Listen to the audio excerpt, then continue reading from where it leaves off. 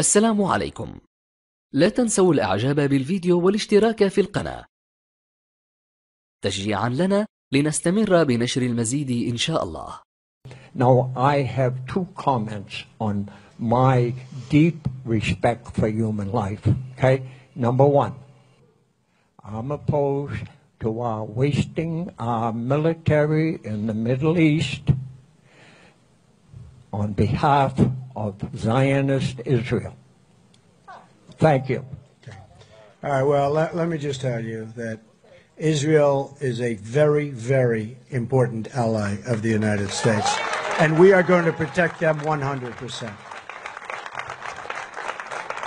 100%. They've been our most reliable. It's our true friend over there, and we're going to protect Israel 100%.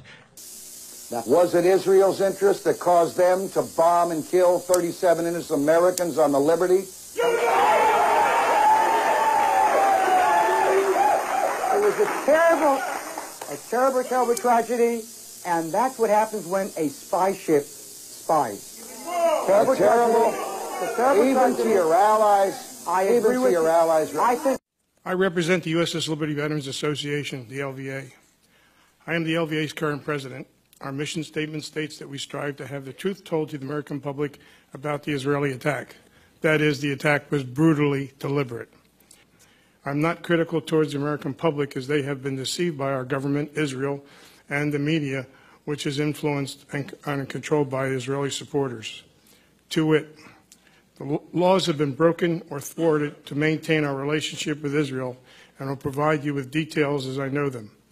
It is my contention that by investigating the Liberty story, a very sinister historical blight becomes defined. I pray America has the guts to look inwardly and take the right steps to correct not only the Liberty injustices, but also become acutely aware of Israelis' actions, past, present, and future, against humanity in Palestine. The Moore Commission is the benchmark identifying the Israeli injustices that our government will not address. I am a Liberty survivor. What does that mean, and how does that work into the reassessment of a relationship with Israel? I survived the 2-hour Israeli attack on the U.S. Naval Intelligence ship USS Liberty AGTR-5. On June 8, 1967, during the Arab-Israeli Six-Day War, Israel tried to sink the ship, attempting to murder the crew of 294 Americans. They launched 5 torpedoes, but our captain, William McGonigal, assertively dodged 4 of them. However, the 5th hit us on our starboard side, just forward of the midships, killing 25 of the 34 Americans. We did not sink, but 2/3 of the crew were incapacitated. There were wounded and dying sailors all over the ship. It was literally a bloodbath. It is miraculously we didn't sink, and I'll say more about that later. A little after 2 p.m., 3 Israeli unmarked fighter jets began strafing the ship with 20-millimeter cannon and rockets, killing the young sailors manning the 50-caliber machine guns. The radioman immediately tried to call for help, discovered all U.S. selected frequencies were jammed. The Israelis knew the frequencies we were attempting to use. Nevertheless, the radioman finally got through to the 6th Fleet. No help was forthcoming that day, as the 6th Fleet had White House orders not to launch aircraft to come to our aid. Next came 2 fighter bombers that dropped napalm canisters on each side of the ship. Even though they were being shot at, the Liberty crew eventually put out the fires. After a brief lull, 3 torpedo boats arrived, strafing the ship with their 40-millimeter cannon and 50-millimeter machine guns. Then they proceeded to drop their torpedoes in the water. One finally did find its mark. Our skipper passed a command to prepare to abandon ship.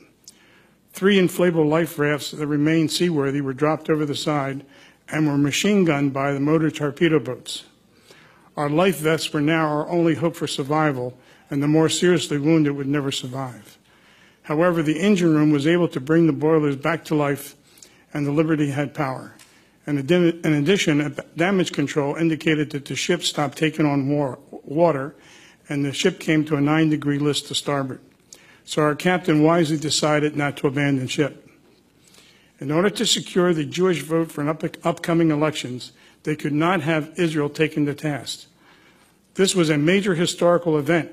Any other time, their action would have been an act of war. The event had to be buried quickly, quietly, and without fanfare.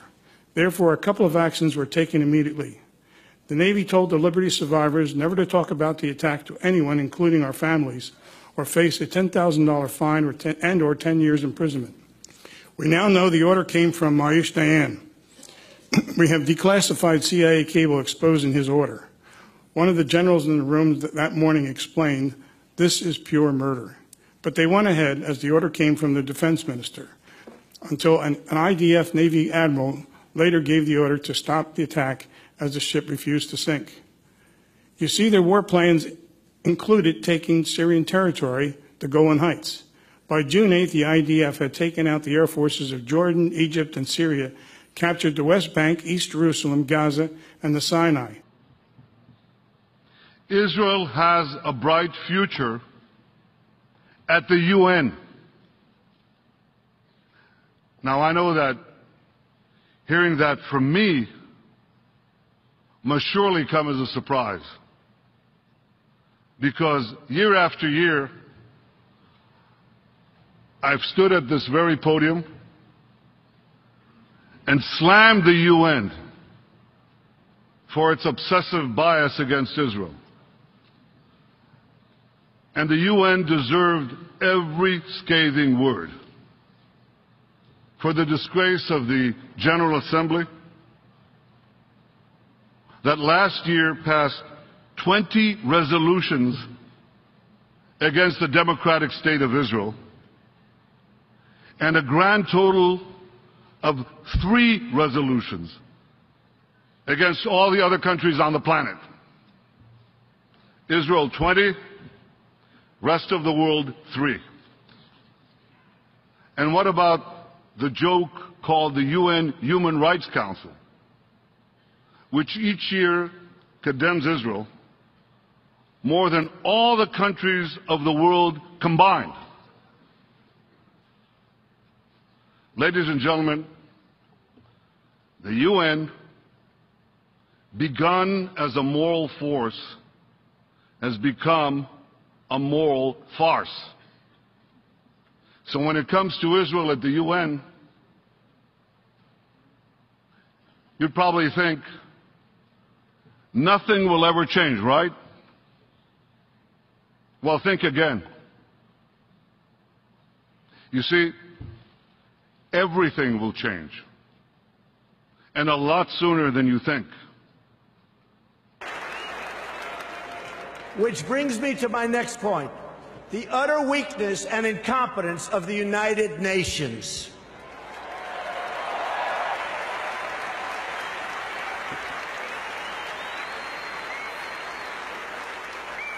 When I'm president, believe me, I will veto any attempt by the UN to impose its will on the Jewish state. It will be vetoed 100%.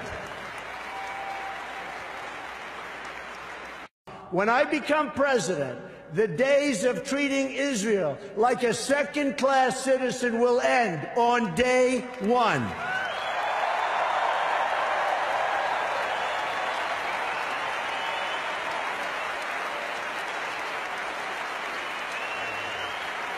Thank you.